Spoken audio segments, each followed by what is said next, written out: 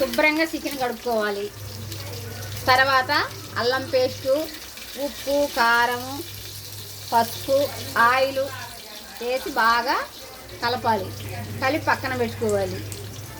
అప్పుడు తాలింపుకి గిన్నె పెట్టుకొని ఆయిల్ వేసుకొని, జీలకర్ర వేసుకొని, పుదీనా వేసుకొని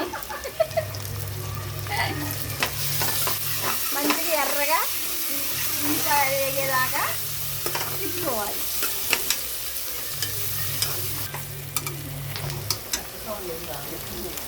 బ్రౌన్ కలర్కి ఉల్లిగడ్డలు వచ్చినాయి. ఇప్పుడు గిన్నెలో నుంచి చికెన్ ఈ గిన్నెలోకి వేసుకోవాలి.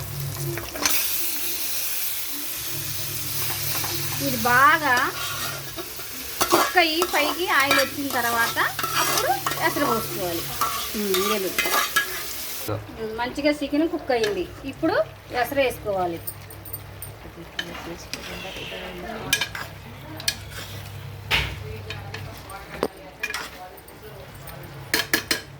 మరి తెలంగాణ భాషలో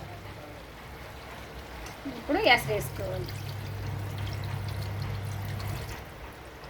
ఎసరు వేసుకొని మంచిగా మళ్ళీ కొంచెం కుక్ చేసుకొని కొత్తిమీర, ధనియాల పొడి అది వేసుకొని తింపేసుకోవాలి.